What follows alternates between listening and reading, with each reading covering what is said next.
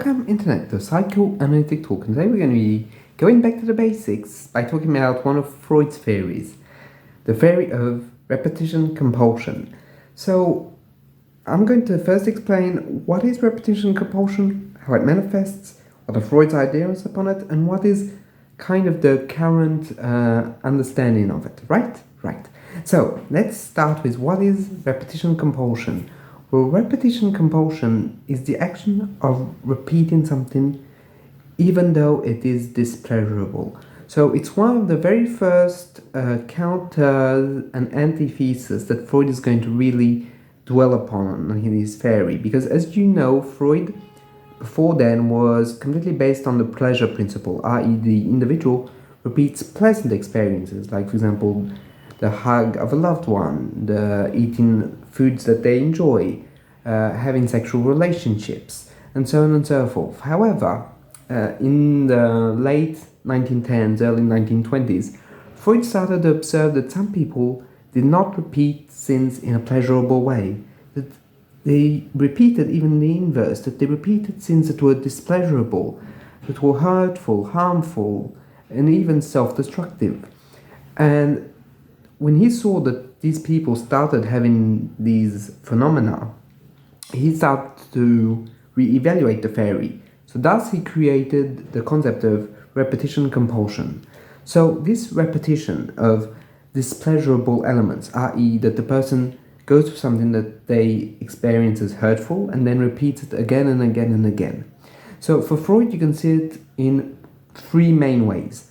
First and foremost, in traumatic dreams, as we know that when someone is very severely traumatized, they can have dreams in which the event happens again. And when it happens like every detail is the same, or the story is unchanged. There's no like work of the dream, you would say. Like, for example, there's no symbolicism that's impacted. There is no, or created. There is no fantasy or daydream. It's purely the trauma as it occurred. Therefore, it just repeats night after night. Then we have repetition compulsion in the fact that people will repeat the same mistakes over and over and over and over again. Like, for example, someone that's going to, let's say, start a business, fail in the same way, get lawsuits, then repeat, and so on and so forth.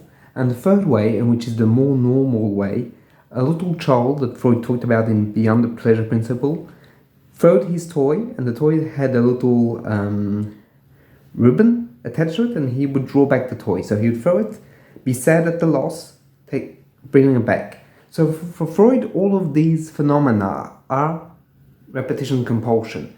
But where it becomes interesting is that why? So Freud had one big theory behind it, which is a theory that still remains very, very controversial even to this day. The theory of a death drive, that with the life drive, i.e. the pleasure principle, it's supported by an energy that seeks to live, that seeks to enjoy, seeks to create and to bond and to love.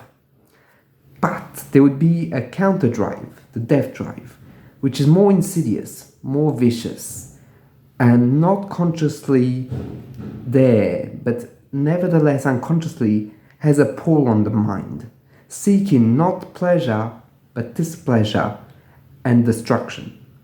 So this second force is the reason why people have compulsion repetition for Freud, obviously, not for every psychoanalyst, but for Freud. And what is happening is that the individual is being urged to self-destruct. So now the question is, why? Why would someone self-destruct? Well, for Freud, it comes down to the fact that in this repetition compulsion, there is a hope that each time the traumatic event reoccurs, that this time the individual will be able to change his fate. That this time there will be another option, an alternative, something that will prevent the compulsion to occur again, something that will finally mark the end of it. But behind it, as we were talking about, there is this death drive. And what does the death drive seek? It seeks the death of the drive itself, i.e., from excitement it seeks to go back to nothingness. So we can see Freud sees it in two fundamental ways.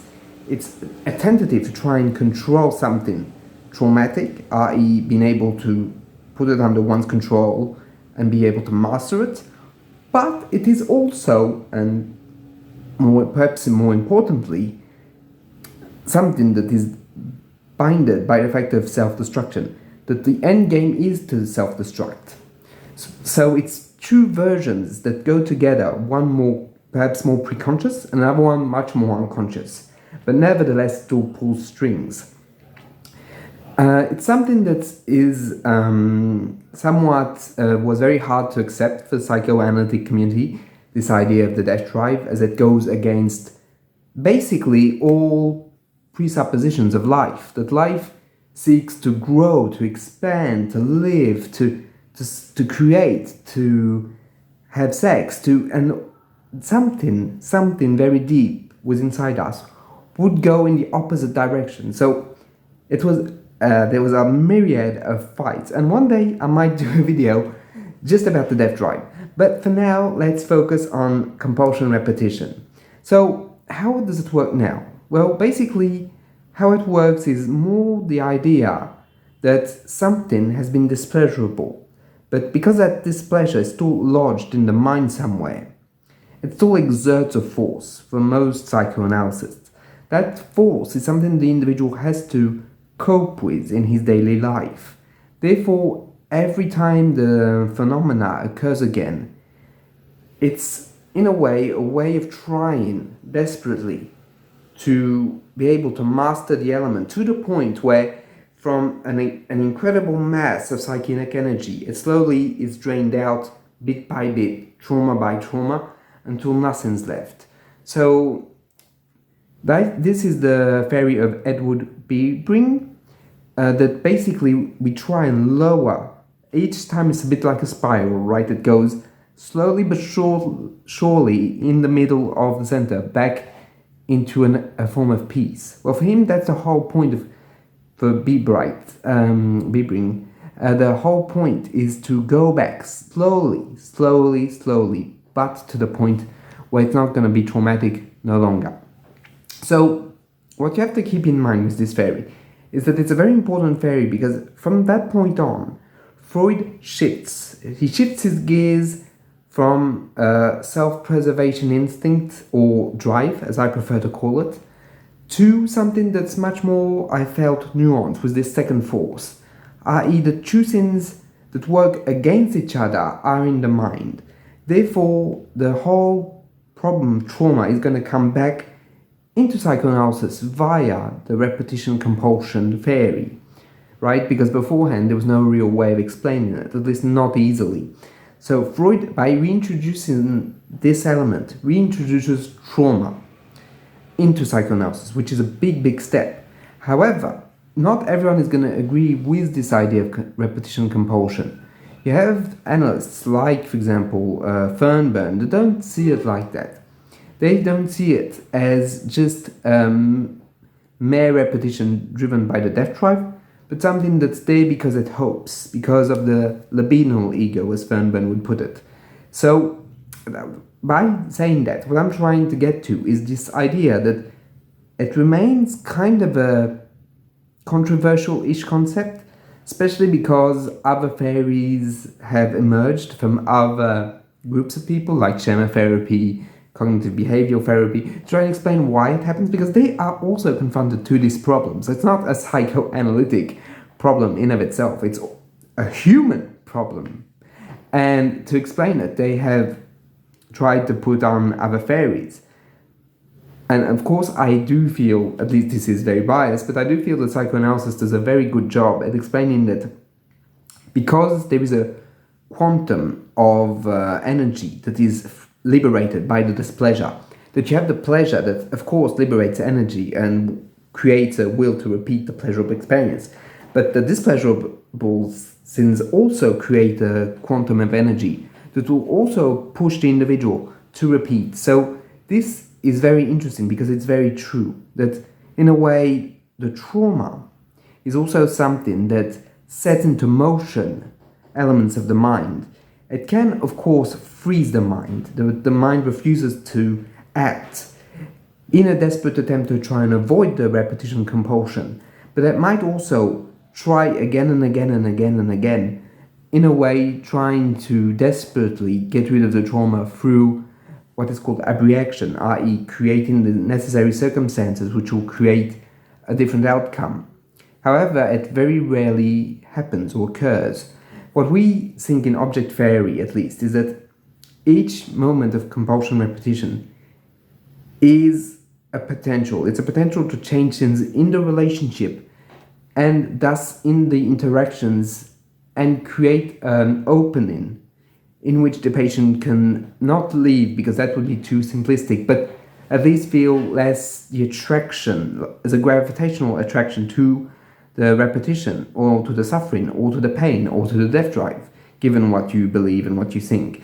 But anyway, that the patient can just, in a way, be more free about that. Even though, if we go back to Freud himself, you're never really free of the drives. The drives are just the baseline of mankind. No one gets freedom from drives, right, in Freud. But we can, through understanding our unconscious minds, through reliving a positive experience with the therapist, that's beyond Freud, but you get the point, create a form of alternative that's going to be able to lower certain drives and expand certain others, and perhaps even help transforming drives that were negative into something positive, like, for example, sublimation, which transforms the drives that are unacceptable into socially positive and improving phenomena, like, for example, science or art.